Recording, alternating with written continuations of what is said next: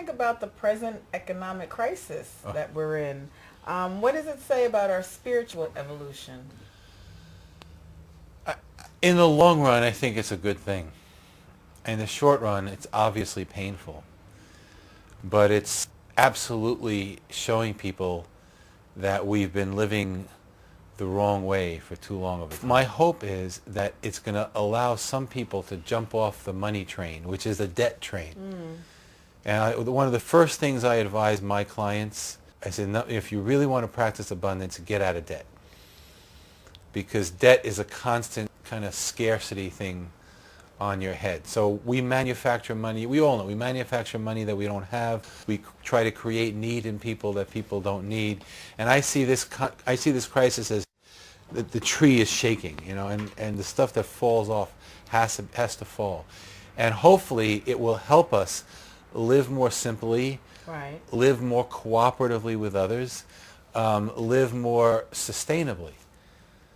Do you think that more people will, as you say, get off of that business track and maybe find themselves because they're opening businesses or doing things that they want to do? Yeah, because there's nothing wrong with business per se. It's not the business track. It's the track of living for profit instead of prosperity. I make a big distinction between profit and prosperity. Big difference. Yeah. Profit is coming from scarcity. I don't have enough, so I always need more. I have to figure out how to get more. Prosperity is fullness. Everything is full. People are taking care of themselves and their families and their communities and their land. That is the kind of prosperity. Prosperity is for everybody.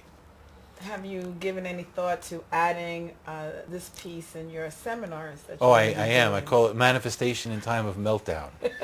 Because this is the time when we can find out if these principles really work. Because this is a time when people are possessed by fear. Oh, what am I going to do? And panic. But if you can get out of that, just breathe in, breathe out, imagine where you're supposed to go, call in your helpers, find that the job market is much more fluid than you could have imagined. So you think ultimately this is going to be just the thing that the country is needed for a long time? I think this is a wake-up call. It's like somebody getting their first heart attack. You don't want to get the first heart attack. Well, I have a friend of mine who's a consultant who says, I only speak with people after their first heart attack. Because before that, they're not ready to listen. It kind of makes sense. After the first heart attack, they stop eating saturated fats and trans fats and high fructose corn syrup and all that. Well, maybe we'll stop doing that psychically and economically as well. Flooding the market with things that we don't need because we don't know what else to do. Well, maybe because we didn't spend our monies wisely in buying just sort of the things that we need, and we went overboard buying all of this extra luxury. Well, the question is really why. don't. The question is why. We have to look at the market psychologically. It's not, people talk about the political mechanisms of oppression or the economic or social mechanisms, but psychologically, none of this would be here unless on some level we needed it.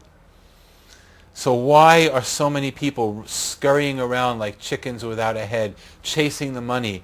Why are they doing that?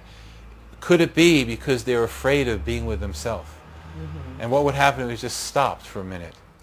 You're saying sort of like, why is there a frenzy around the latest Cabbage Patch doll? Yeah. Or the latest the MP3 player, or things like this, these sort of material things? Well, it's interesting. If you look at the deepest frenzies, like where the greatest they're around fear. Swine flu, market crash, war. These are the things that people are afraid because the fear gives people a sense that I'm alive. It finally breaks through this inertia and this numbness that masquerades as daily life. So what I'm saying is, if you can feel the power of life inside you, if you can open up what I call your second chakra to really feel what's going on, you don't need to hear about wars. You don't need it. You don't need to hear about crashes. The sun rises every day. The trees are beautiful. The air is beautiful to breathe. People are all around you. What else do you need? Certainly, we need a sustainable, creative economy that promotes well-being. But that's not what we have. And we have very few people who model well-being.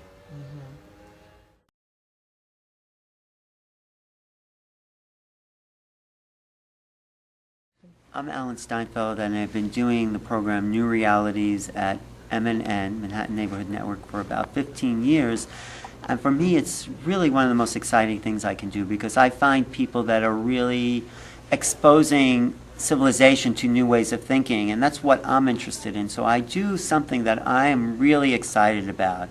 I mean, today I'm talking to a good friend and a great scientist, Dr. J.J. Hertog, whose work for the Academy for Future Science has been really influential in combining spirituality and science. And that's what the focus of my program is. How do we come together with both these parts, our left and right brain, our intuitive spiritual side and our scientific rational side, and create new realities for everybody. This work is also making a contribution to other people's expanded reality. So if I can have that kind of influence with presenting new ideas to people and have them explore new possibilities, that's satisfying.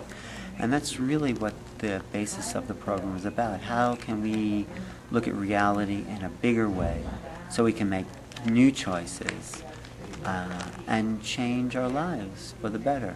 You know, it's only when we have new choices does the possibilities of who we are change.